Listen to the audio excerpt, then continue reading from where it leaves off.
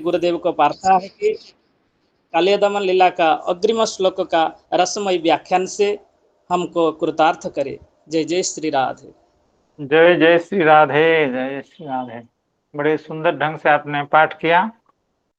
वो मदयाम बभुव दमयाम बभुव है, वो गलती से मदयाम हो गया, लेकिन बड़े अच्छे ढंग से आपने उसका उच्चारण किया, अनुवाद किया। तो मैं नाम तो नहीं जानता हूँ, आप जो भी हों, भगवान के कृपा के आप पात्र हैं। सभी के ओर से, सभी के तरफ से आपको धन्यवाद एवं कृतज्ञता ज्ञापन करते हैं। एवं उसके बाद वाला जो श्लोक था, तच्चित्र तांडव विरुग्ण फणा सहस्रो रक्तं मुखैरुरुवमन् नृपभग्न गात्रः स्मृत्वा चराचर गुरुं पुरुषं पुराणं नारायणं तमरणं मनसा जगाम। तो इस श्लोक का भी लगभग हम लोगों ने मुख्य अर्थ जो है, मौलिक अर्थ, मूल अर्थ, उसका श्रवण किया था। और इस पर चक्रवर्ती श्रीधर स्वामी पाद की कोई व्याख्या इतनी नहीं है, केवल अरण शब्द का अर्थ शरण, इतना ही श्रीधर स्वामी पाद ने कहा था। और चक्रवर्ती पाद की इस पर अच्छी व्याख्या है, उसका हम लोग अध्ययन कर रहे थे। एक बार उसका पाठ और कर लेते हैं। तो श्लोक का अभिप्राय यह हुआ कि जब कालीय भग्न गात्र हो गया, कालीय को लगा कि अब बचने का कोई उपाय नहीं है, अब मृत्यु सुनिश्चित है, तो इस निष्कर्ष पर पहुंचने के बाद वो समझ गया कि इस अवस्था में भगवान की शरण में जाना चाहिए, क्योंकि उसको प्राचीन संस्कार था, भक्ति का जो बीज उसके हृदय में था, वो अंकुरित भले ना हो पाता हो, लेकिन वह बीज था। और भगवान के चरण कमलों का स्पर्श एवं बारंबार आघात के कारण उसकी जितनी भी दुविधाएं थी, जितने भी कुसंस्कार थे, जितने भी दोष थे, जितने भी मल थे, वो सब निकल गए, क्योंकि भगवान का चरण स्पर्श वो साक्षात प्राप्त कर रहा है। अब भगवान उसके मस्तकों को आघात दे करके, जैसे किसी वस्तु की सफाई करनी हो तो हम लोग उसको जोर से झाड़ते हैं, तो भगवान अपने पैर लगा करके कालिय के जो कुसंस्कार थे, भक्ति प्रतिबंधक जो संस्कार थे, जो दोष थे, जो अपराध थे, उन समस्त अपराधों का भगवान ने परिष्कृति कर दी। तो अब कालिय निष्पाप निरपराध होकर के भगवान का स्मरण करने लगा। उसको लगा कि तमरणम शरणम प्रपद्ये, तमरणम शरणम जगाम, स्मृत्वा, अर्थात उसकी स्मृति, भगवत विषय का स्मृति उसकी स्पष्ट होने लगी, विमल होने लगी। इसलिए वो तमरणम मनसा जगाम, नारायणम तमरणम मनसा जगाम। अरण जो नारायण भगवान हैं, जो पुराण पुरुष हैं, उनकी शरण में चला गया, यानी भगवान की भक्ति उसके हृदय में उद्भासित हुई। तो अब इस पर श्री चक्रवर्ती पाद क्या कह रहे हैं? परम भक्ता भी तत्पत्नी भी कृपा रूपम भक्ति बीजम पूर्वम उक्तम अपि पूर्व पूर्वापराध जनित क्रौर्य दोषा व्याप्ते कालियस्य तस्य अंतःकरणे दुष्ट क्षेत्र इव प्ररोढ़ुम असमर्थमेव आसीत।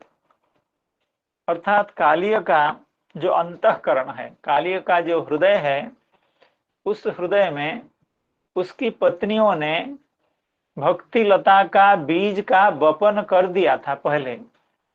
क्योंकि गृहस्थ आश्रम में ऐसा होता है, कोई स्वामी पति एवं पत्नी दोनों में से कोई भक्त होते हैं, कोई नहीं भी होते हैं, लेकिन प्रसंग वशतः भक्त संग के कारण भक्ति की चर्चा हो ही जाती है, चाहे स्त्री के द्वारा हो, पत्नी के द्वारा हो या पति के द्वारा हो। भगवत भक्ति की चर्चा हो जाती है। अगर दोनों दोनों रहें तो बहुत ही बात अच्छी बात है, वो तो भक्ति की चर्चा निरंतर होती है। लेकिन अगर कोई एक भी भक्त रहें तो भक्ति की चर्चा कभी ना कभी मौका आने पर भक्ति की चर्चा हो ही जाती है। तो कालिय की पत्नियां सब भक्ता थी, इसलिए वो कालिय को कई बार भगवान की कृपा के बारे में, भगवान की दयालुता के बारे में, भगवान की अकारण करुणा वरुणालयता के बारे में कई बार कालियों को उन्होंने यह बात सब कही है। लेकिन कालिय का हृदय पत्थर जैसे था, अत्यंत कठोर हृदय था। क्यों? वह यह जो उसके प्राचीन अपराध के कारण उसके हृदय में क्रूरता थी, दुष्टता थी, हिंसा उसके हृदय में थी, पत्थर जैसा उसका हृदय था। इसलिए उसकी पत्नी के द्वारा भक्ति लता के बीज का वपन किए जाने के बाद भी वो बीज अंकुरित नहीं हो पाता था। जैसे पत्थर में अगर बीज का वपन किया जाए, पत्थर के ऊपर अगर बीज फेंक दिया जाए तो चाहे कितनी भी वर्षा हो, चाहे कैसे भी हो, तो वो बीज अंकुरित नहीं होता है। लेकिन जमीन में अगर बीज गाड़ दिया जाता है या फेंक भी दिया जाता है तो वर्षा एवं आतप के कारण वो समय पर अंकुरित हो जाता है। लेकिन कालिय का हृदय तो पत्थर जैसे था, इसलिए भक्ति लता, भक्ति का बीज वहां अंकुरित नहीं हो पा रहा था। परम भक्ता भी तत्पत्नी भी कृपा रूपम भक्ति बीजम, अर्थात भक्ति का बीज चक्रवर्ती पाद कह रहे हैं कृपा रूपम भक्ति बीजम। लगता ऐसा है कि भगवान की कृपा ही भक्ति का बीज है, और भगवान की कृपा की चर्चा उन्होंने कई बार की है उसकी पत्नियों ने। तो इसलिए कृपा रूपम भक्ति बीजम पूर्वम उक्तम अपि, पहले से उक्त किया गया था, यानी वपन किया गया था। लेकिन पूर्व अपराध जनित जो क्रौर्य दोष है, उसकी क्रूरता है, उस क्रूरता के कारण, उस क्रूरता से उसका अंतःकरण परिव्याप्त था। इसलिए दुष्ट क्षेत्रे इव, जैसे गलत जगह पर उक्त यानी फेंका हुआ बीज निष्फल हो जाता है, उसी तरह से दुष्ट क्षेत्र इव प्ररोढ़ुम असमर्थमेव आसीत, वह जो बीज है उस बीज का प्ररोह नहीं हो रहा था, वो बीज बढ़ नहीं पा रहा था। देखिए, लेकिन तदा तो श्रीचरण स्पर्शेन तत्कृत दंड प्राप्त्याच, भगवान के चरण स्पर्श हो रहे हैं, अब भगवान उसके जो क्रूरता है, उसके जो अपराध है, जो पाप है, उसको झाड़ रहे हैं, बड़ी शक्ति के साथ झाड़ रहे हैं, बार बार चरण का आघात कर रहे हैं। तदा तो श्री चरण स्पर्शेन तत्कृत दंड प्राप्त्याच, एवं भगवान के द्वारा उसको दंड भी दिया जा रहा है।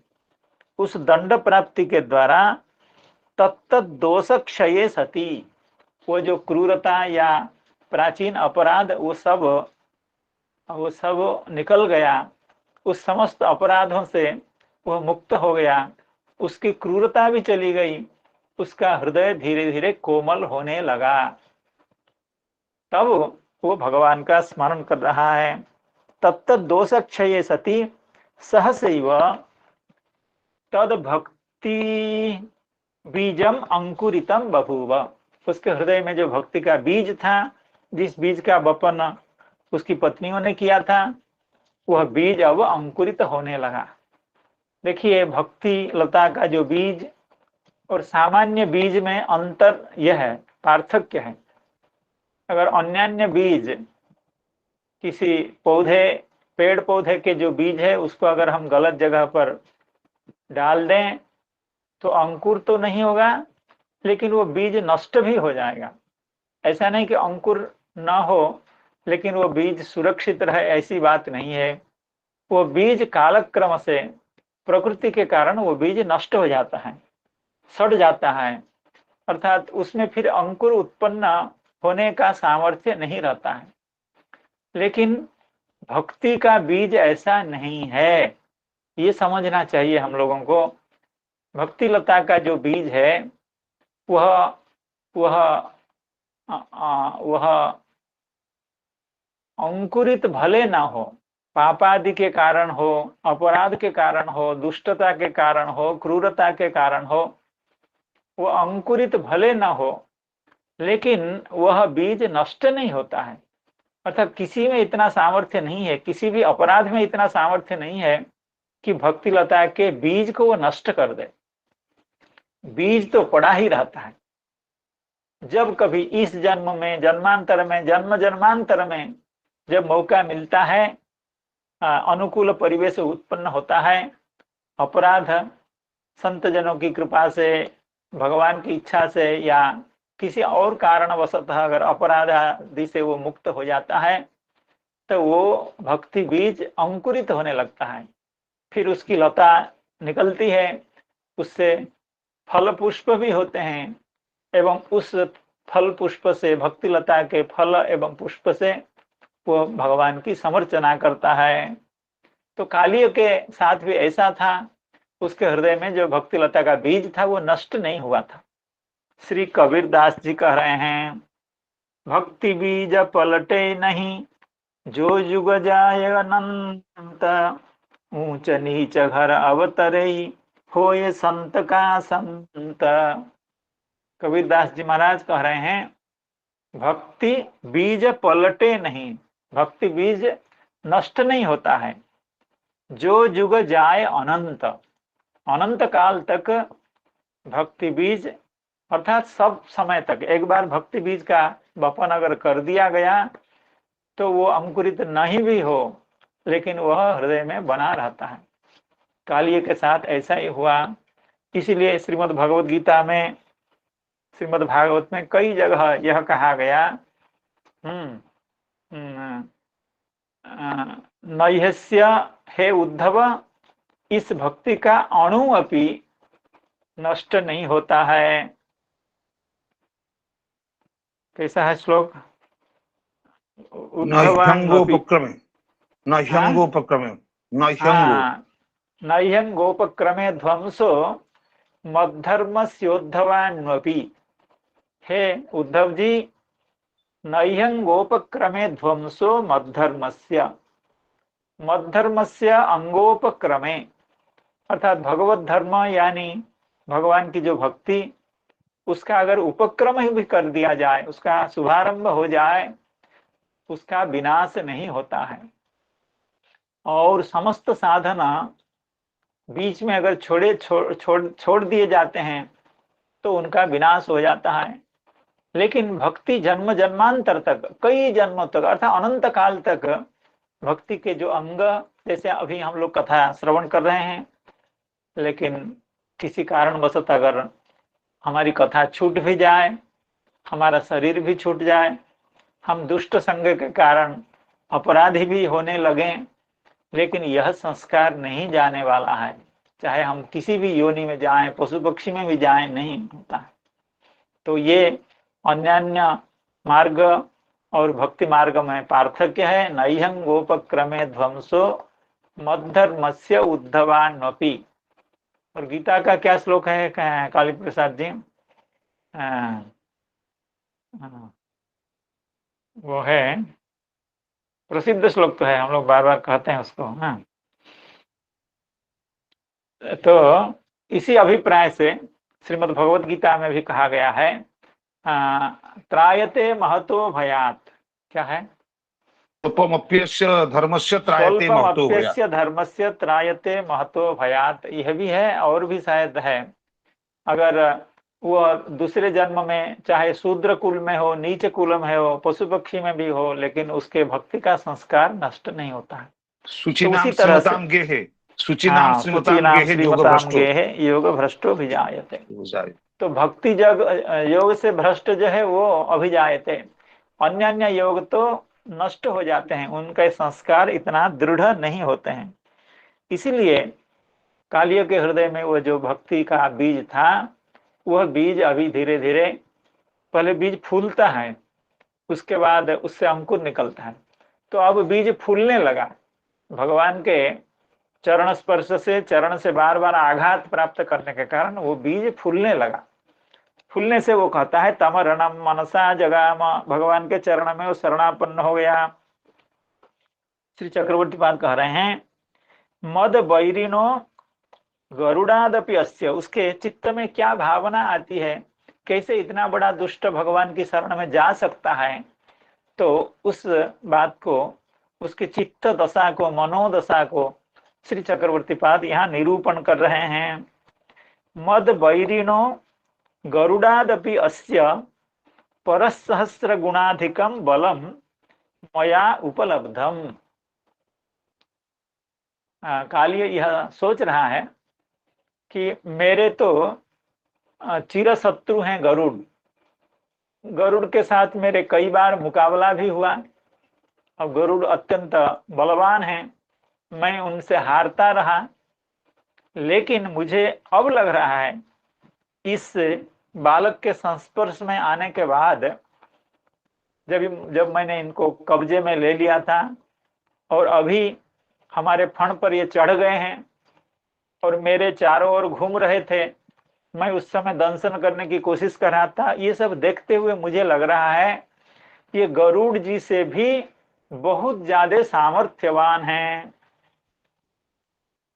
मद बैरिणः गरुड़ादपि, मेरे जो नित्य शत्रु हैं गरुड़ जी, गरुड़, उनसे भी यह परसहस्र गुणाधिकम बलम मया उपलब्धम, मुझे समझ में आ रहा है इसमें हजारों गुणित बल इस बालक में है, गरुड़ जी से भी कई गुणित सामर्थ्य इसमें है।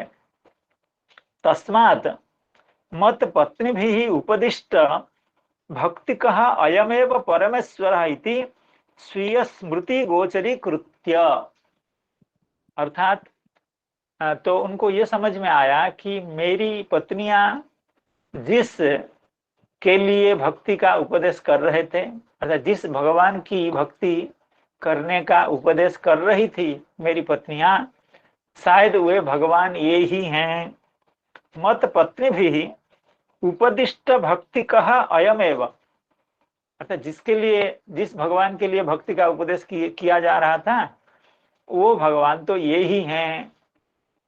इति स्वीय स्मृति गोचरी कृत्य, अर्थात उसको स्मृति में यह बात आ रही है, समझ में यह बात आ रही है, ये साक्षात नारायण हैं।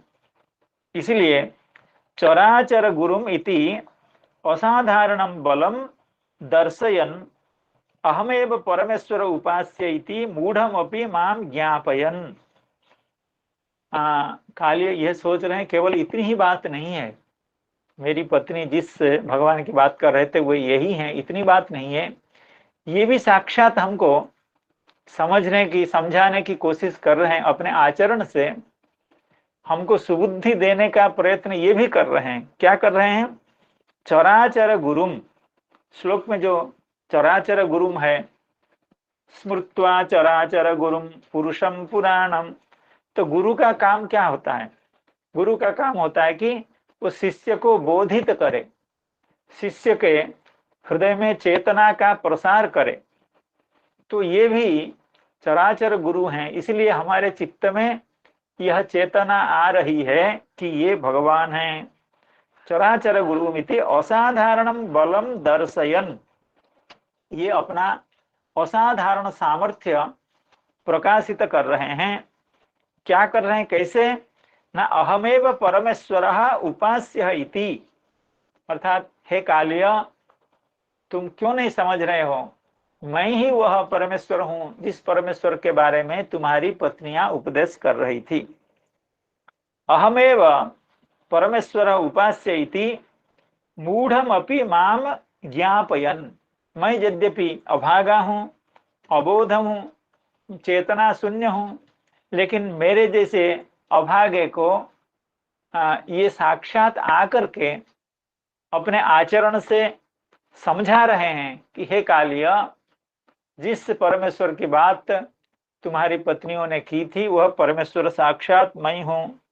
इसलिए कृपया कृपया मत शिरोर्पित चरण गुरुर्भवन, मत शिरोर्पित चरण, मेरे मस्तक पर जिनका चरण अर्पित है ऐसे जो बालक हैं, ये गुरुर भवन प्रसीदति, ये तो गुरु ही हैं, क्योंकि मुझे सत शिक्षा दे रहे हैं, अर्थात मुझे अपनी भगवत्ता के बारे में बताते भी हैं। केवल मेरी पत्नियों का जो उपदेश था उतनी ही बात नहीं है, ये भी अपने आचरण से बता रहे हैं, हे कालिया, तुम चाहे कितने भी बलवान हो, लेकिन परमेश्वर के सामर्थ्य के सामने तुम्हारी शक्ति का कोई भी महत्व नहीं है। इसीलिए तो तुम बार बार हर तरह से मेरे से पराजित हो रहे हो। इसलिए क्यों नहीं मुझे अपने स्वामी के रूप में, अपने इष्ट के रूप में, अपने आराध्य के रूप में स्वीकार करते हो। तो इस तरह की शिक्षा ये बालक हमको दे रहा है, इसीलिए ये साक्षात परमेश्वर हैं। तम इमम अहम इदानीम शरणम यामी, इसलिए मेरे लिए तो यही उचित है, मैं इनका दासत्व स्वीकार करूं और इनको प्रभु मानूं, और मेरे आराध्य हैं। मैं इनके साथ संग्राम में युद्ध करके बल के द्वारा इनका जय नहीं कर सकता हूं, ऐसा मुझे मान करके इनकी शरण में जाना चाहिए। तो ऐसा सोच करके वह कालिया भगवान की शरण में चला गया। स्मृत्वा चराचर गुरुम पुरुषम पुराणम नारायणं तमरणं मनसा जगाम। तच्चित्रतांडव विरुग्णा फणा सहस्रो रक्तं मुखैरुरुवमन् नृपभग्नगात्रः। स्मृत्वा चराचर गुरुं पुरुषं पुराणं नारायणं तमरणं मनसा जगाम। कृष्णस्य गर्भजगतोऽभि भरावसन्नं पार्ष्णिप्रहार परिरुग्णफणातपत्रं दृष्ट्वा हि माद्यमुपसेदुरमुस्य आर्तः पत्न्यः स्वथद्वसनभूषणकेशबन्धाः। कृष्णस्य गर्भजगतोऽतिभरावसन्नं पार्ष्णिप्रहार परिरुग्णफणातपत्रं दृष्ट्वा हि माद्यमुपसेदुरमुस्य आर्ताः पत्न्यः स्वथद्वसनभूषणकेशबन्धाः। अब कालिय के हृदय में इस तरह के भक्ति के संचार के होने के बाद अब उसकी जो पत्नियां हैं वो सामने से देख रही हैं भगवान की लीला एवं कालिय की दुर्दशा। तो उनके चित्त में क्या भाव है उसका विवरण इस श्लोक में दिया जा रहा है। कह रहे हैं पत्नियां आर्ता, अर्थात पति की, कालिय की इस दुर्दशा को देख करके उसकी पत्नियां अत्यंत व्याकुल हो गई हैं। पत्नियां आर्ता अर्थात आर्ता पत्नियां आद्यम उपसेदुहु, अर्थात आद्य जो भगवान हैं श्री कृष्णचंद्र हैं, उनके उपसेदुहु अर्थात उनके पास में आ गई। तो अमुष्य आर्ता पत्न्यः आद्यम उपसेदुहु, कालिय की जो पत्नियां हैं वे आद्य अर्थात भगवान के पास आकर के प्रार्थना करने लगी। क्यों? न दृष्टवा, देख करके, दुर्दशा देख करके। क्या क्या क्या क्या देख करके? न अहिम, अहिम यानी अपने पति को, कालिय को देख करके। कैसे? पार्ष्णि प्रहार परिरुग्ण फणात पत्रम, पार्ष्णि के प्रहार से अर्थात चरण तल, पार्ष्णि शब्द का अर्थ है पाद तल, पार्ष्णि प्रहार के द्वारा परिरुग्ण जिसका फण अर्थात जिस कालिय के मस्तक भगवान के पार्ष्णि प्रहार के कारण परिरुग्ण हो गया है, अर्थात घाव हो गया है, जो टूट फूट गया है, जो अस्त व्यस्त हो गया है, जो जो जो क्षत विक्षत हो गया है। पार्ष्णि प्रहार परिरुग्ण फण, वो कैसा फण है? आतपत्रम, अर्थात आतपत्र सदृश। आतपत्र कहते हैं छत्र को, छाता, छत्र, छाता की तरह उसके जो फण हैं, क्योंकि वो विस्तृत हैं, छाता जैसे चारों ओर फैला हुआ रहता है, उसी तरह से फैला हुआ उसका जो फण, वह पार्ष्णि प्रहार के द्वारा परिरुग्ण हो गया है। तो ऐसे जो अहि, ऐसा जो कालिय, उसको देख करके, कालिय को ऐसा देख करके, पार्ष्णि प्रहार परिरुग्ण फणात पत्रम अहिम दृष्ट्वा, और क्या ना भरावसन्नम, और भर के कारण अवसन्न हो गया है, अवसादग्रस्त हो गया है, निश्चेष्ट हो गया है, निष्प्राण हो गया है, मृत प्राय हो गया है, अवसन्न। किसके द्वारा अवसन्न?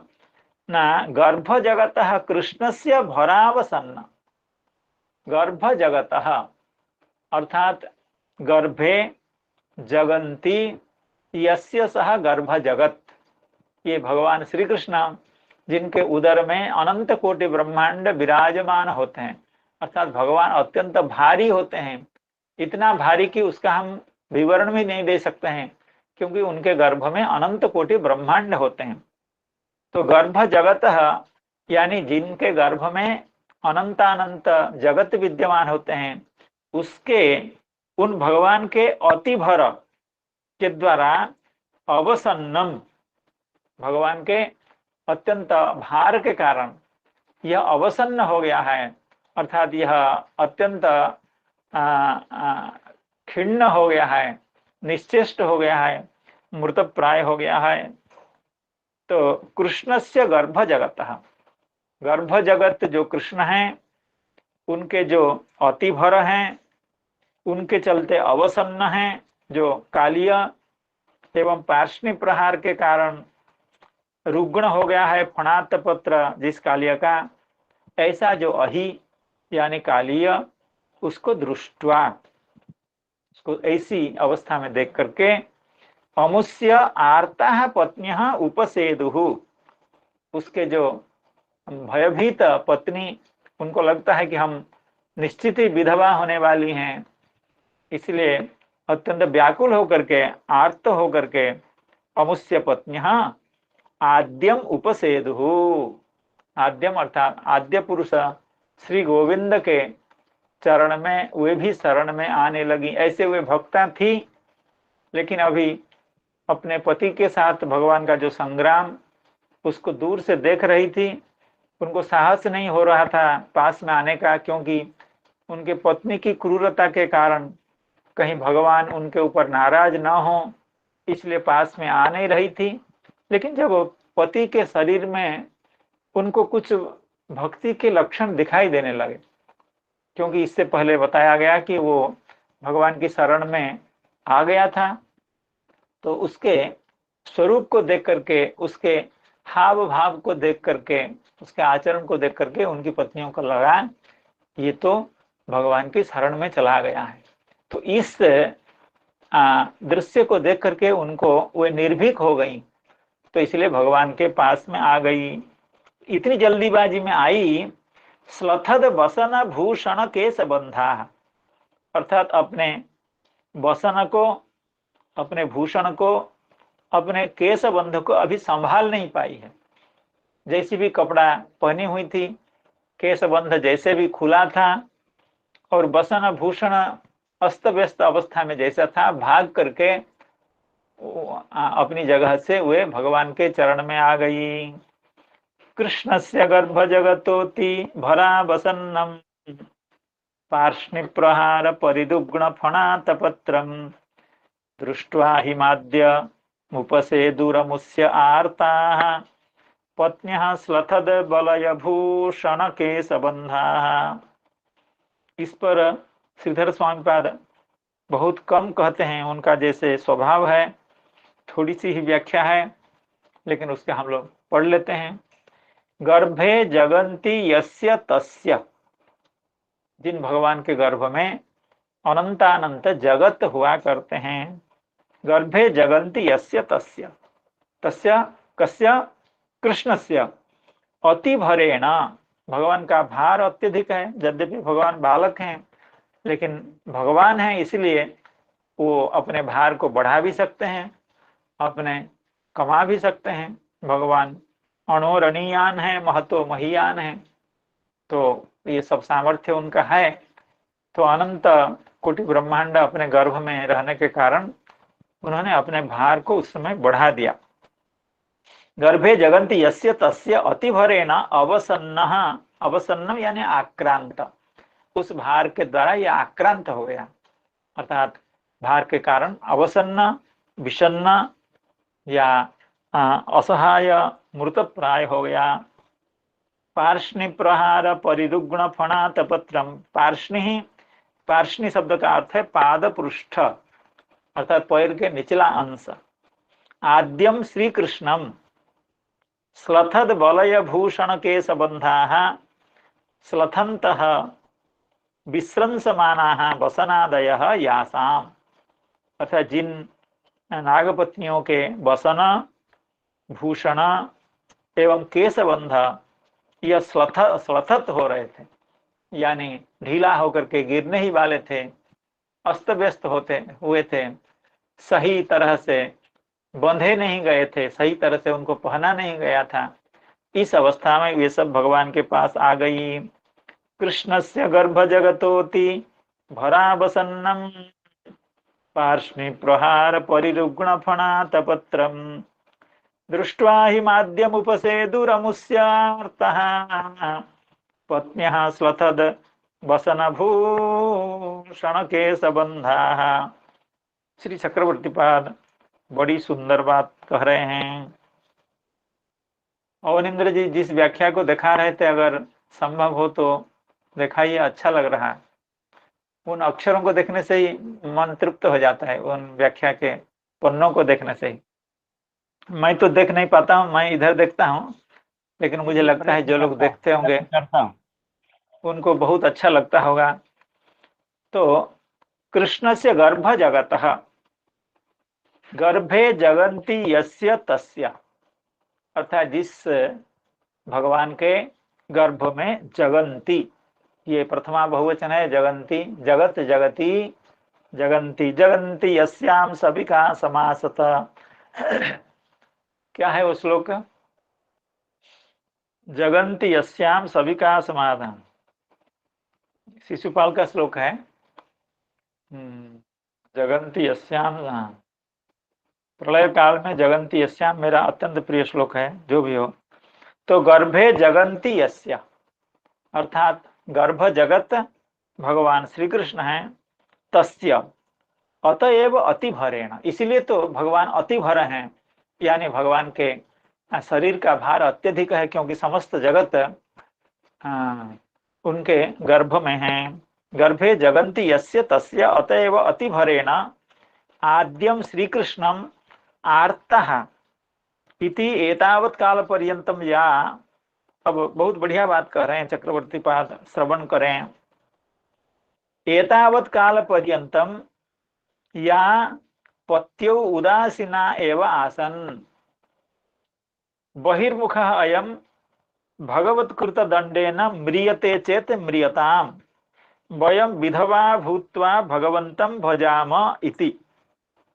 अर्थात अभी कालिय की पत्नियां कालिय की इस दुर्दशा को देख करके चुपचाप खड़ी थी या बैठी थी, तो बहुत चिंता नहीं कर रही थी, अर्थात भगवान की इच्छा के ऊपर सब कुछ छोड़ करके वो यही समझ रही थी कि एतावत् काल पर्यंतम या पत्यो उदासीना एवं आसन, अर्थात भगवान उनको मारें या रखें उस पर वो चिंता नहीं कर रही थी।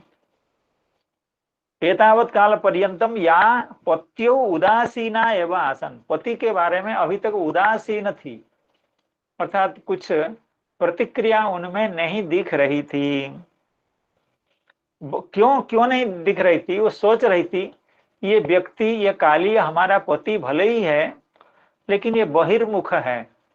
बहिर्मुख का मतलब है कि भगवान की ओर आकृष्ट ना होना, अर्थात संसार को ही देखना, जगत को ही देखना, जगत में आनंद का अनुभव करना। बाजार उनको अच्छा लगता है, इधर जाना उधर जाना, घूमने के लिए जाना, बाजार करना, खाना पीना, मौज करना, ये सब अच्छा लगता है। ये सब बहिर्मुख लोग हैं। तो उनकी पत्नियां, कालिया की पत्नियां सोच रही थी बहिर्मुख अयम भगवत कृत दंडेन म्रियते चेत म्रियता। जो लोग बहिर्मुख हैं वो अगर मर जाएं कोई चिंता नहीं। क्यों? बहिर्मुख लोगों से देश को या जगत को बड़ी पीड़ा होती है। जो लोग बहिर्मुख होते हैं, हमेशा बाह्य वस्तुओं में सुख का अन्वेषण करते हैं, तो ये क्या करते हैं वे लोग ना, बाह्य जिनिस, जगत के पदार्थों को इकट्ठा करते हैं, अपने घर को कबाड़ी खाना बना देते हैं। बाजार की पैसा होने के कारण समस्त वस्तुओं को ला करके अपने घर में जमा देते हैं। उसके चलते क्या होता है, जो लोग निर्धन होते हैं वे वंचित रह जाते हैं। इसलिए जो बहिर्मुख लोग हैं वे मर जाएं तो कोई बड़ी बात नहीं है, अच्छा ही है। तो कालिया की पत्नियां यह सोच रही हैं बहिर्मुख अयम भगवत कृत दंडेन म्रियताम चेत म्रियते चेत म्रियताम। भगवान के द्वारा दंड दिए जाने के कारण ये अगर मरे तो मरे, कोई बात नहीं।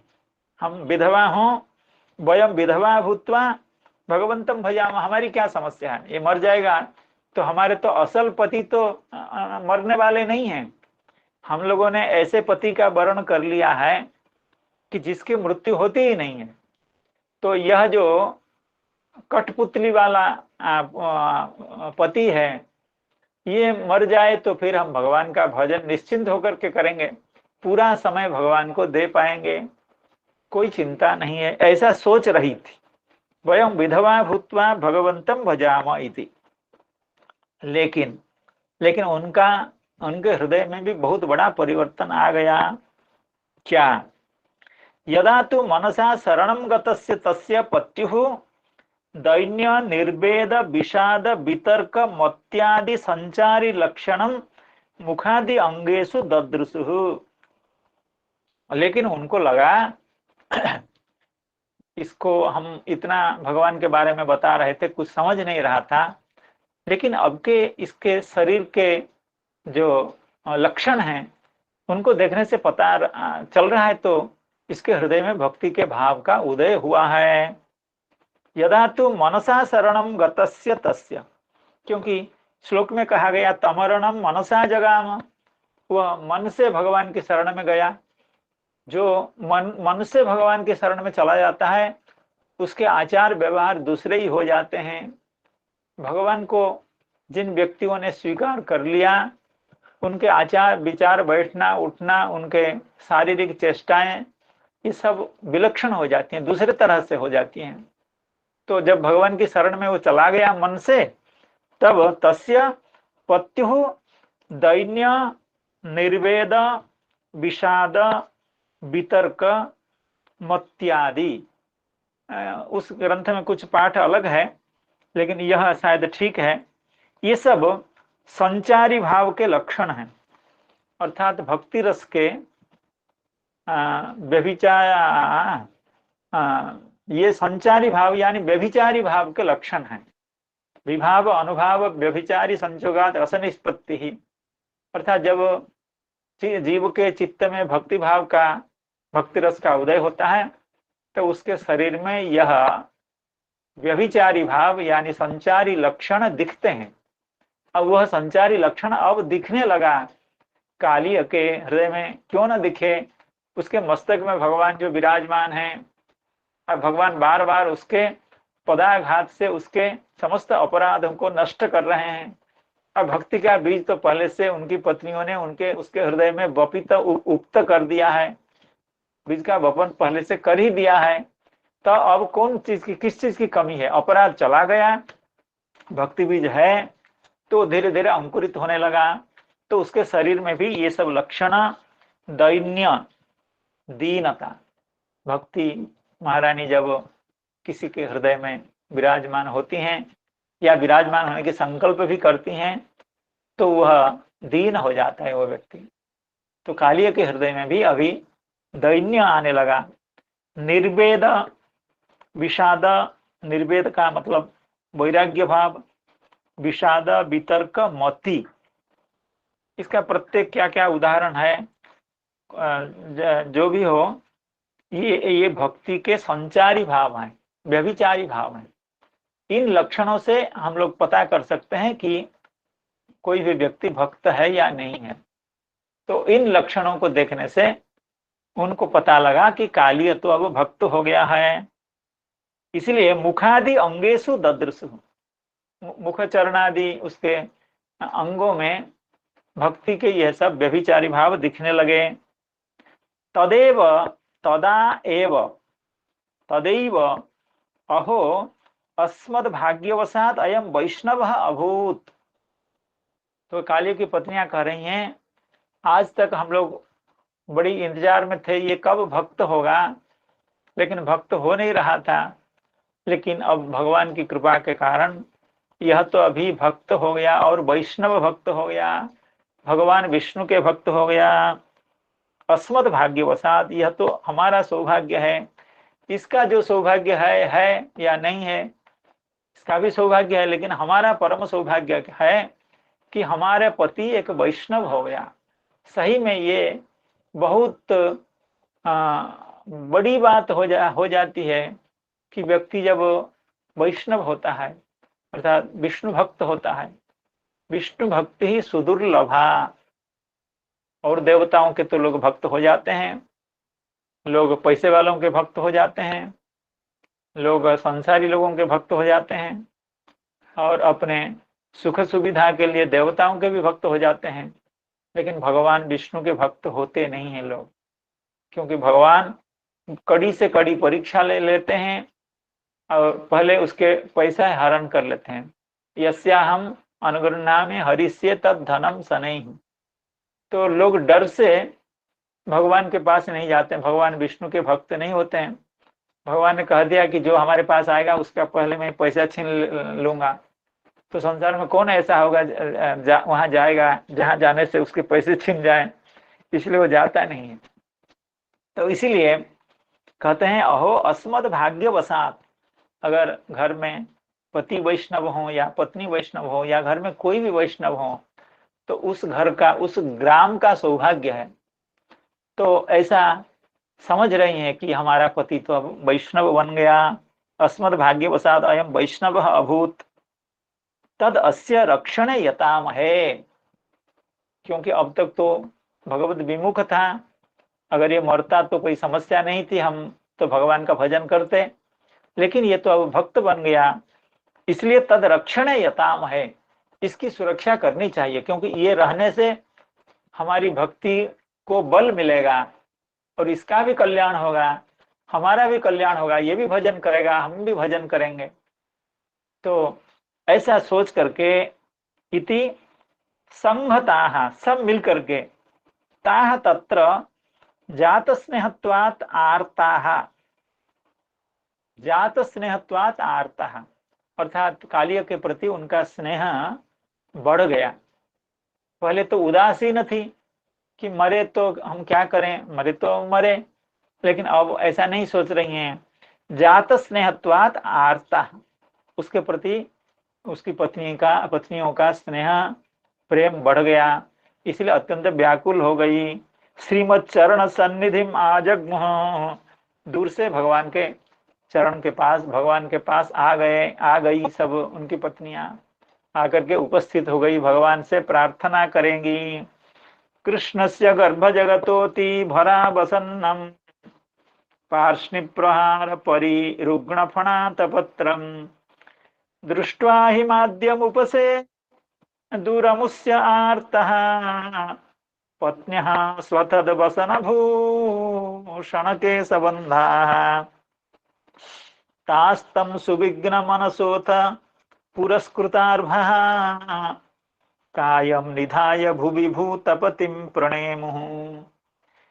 साध्य कृतांजलिपुटाः समलस्य भर्तुर् मोक्षेच्छवः शरणदं शरणं प्रपन्नाः तास्तं सुविघ्नमनसोऽथ पुरस्कृतार्भाः कायं निधाय भुवि भूतपतिं प्रणेमुः साध्यः कृतांजलिपुटाः समलस्य भर्तुः मोक्षेच्छवः शरणदं शरणं प्रपन्नाः। अर्थात श्री सुखदेव गोस्वामी कह रहे हैं, जब उनको कालिय के प्रति ममता हुई, कालिय के भक्ति भाव को जागृत देख करके उसके अंग अंग में भक्ति के व्यभिचारी लक्षणों को यानी व्यभिचारी भाव को, संचारी भाव को देख करके उनके हृदय में कालिय के प्रति जब स्नेह उत्पन्न हो गया, ममता उत्पन्न हो गई, तब ये सब मिल करके शरणदम शरणम प्रपन्नाः, शरणद सभी को आश्रय देने वाले जो भगवान हैं उनकी शरण में प्रपन्न हो गई, शरण में आ गई। तास्तम ताहा शरणदम शरणम प्रपन्नाः, वे कैसी हैं ना, भर्तुः मोक्षेच्छवः, अभी तक उदासीन थी, कालिय मर जाए तो कोई चिंता इतनी बड़ी नहीं है, लेकिन अब ऐसा नहीं, अब मोक्षेच्छवः अर्थात उसके मोक्ष की कामना करते हैं। मोक्ष का मतलब भगवान उसको छोड़ दें, भगवान उसको दंडित भले करें लेकिन उसका प्राण न लें, उसके प्राण दे दें। तो मोक्षेच्छवः उसकी मुक्ति के लिए, मुक्ति की कामना करती हुई वे सब भगवान के शरण में आ गई। साध्य, क्योंकि वे साध्वी थी, वे स्वभावतः भक्ता थी।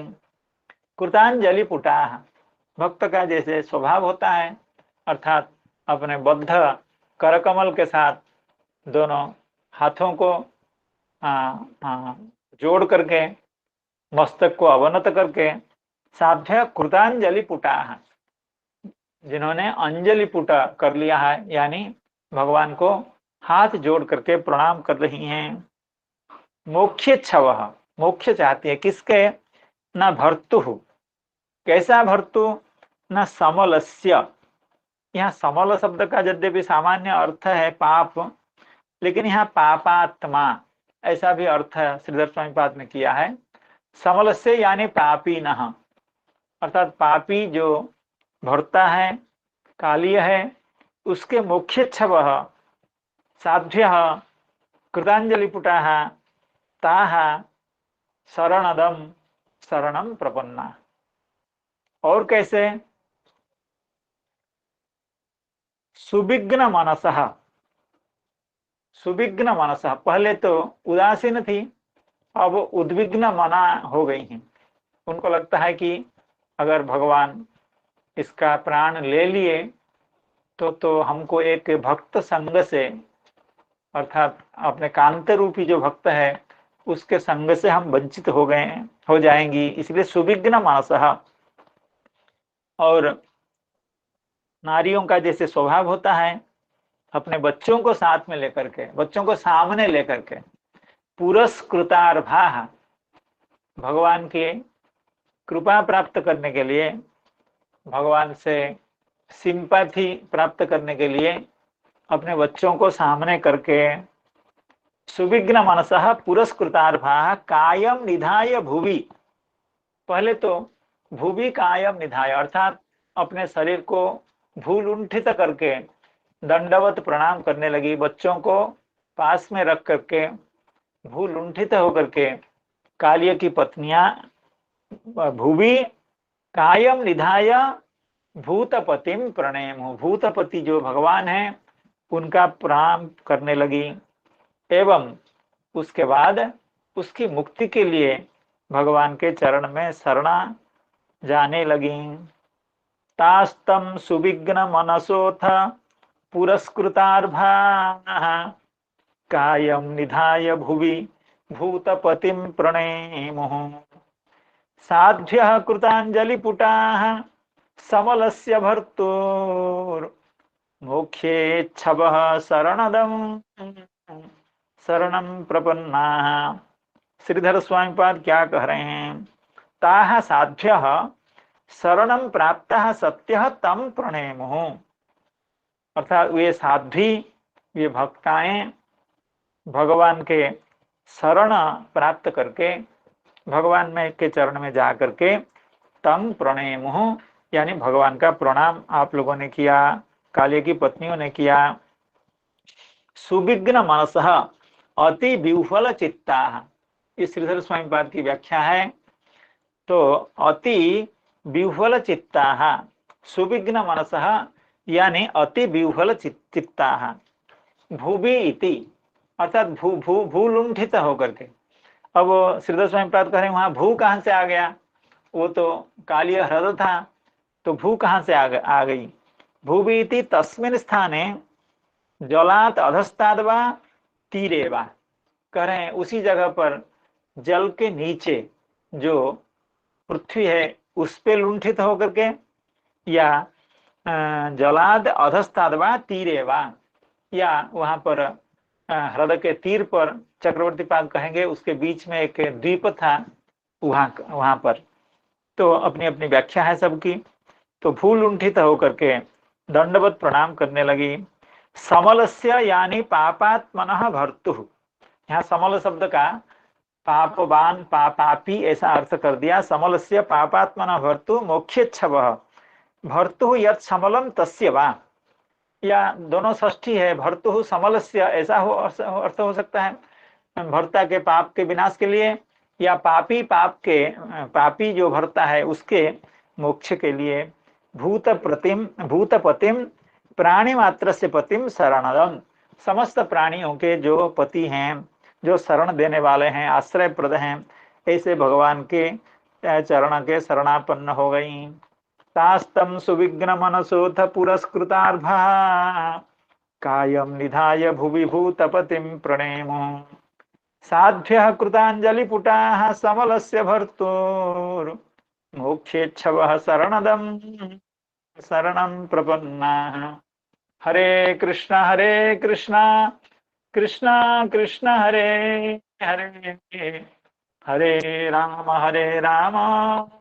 राम राम हरे हरे। वाञ्छाकल्पतरुभ्यश्च कृपा सिन्धुभ्य एव च पतितानां पावनेभ्यो वैष्णवेभ्यो नमो नमः। समस्त श्रोतृ मंडली के चरण कमलों में मैं बारंबार प्रणाम निवेदन करता हूँ। जय ग्रंथराज श्रीमद् भागवतम की जय। उपस्थित समस्त भक्त वृंद की जय। जय जय श्री राम। जय जय श्रीपाद नमो नरोत्तम नमो प्रभु जी महोदय, की जय हो। प्रणाम प्रणाम जय प्रणाम। जय पूज्य प्रणाम श्रीपाद प्रभु, सेनापति प्रणाम महाराज प्रणाम की जय। प्रणाम प्रणाम नमस्ते प्रणाम सभी को प्रणाम। सर्वेभ्यो नमो नमः। राधे राधे राधे राधे। नमो नमः। राधे जय निताय, जय राधे जय निताय, जय निताय, नमो नमः। श्री राधे राधे। नमो नमो नमः। नमो नमः। नमो नमः।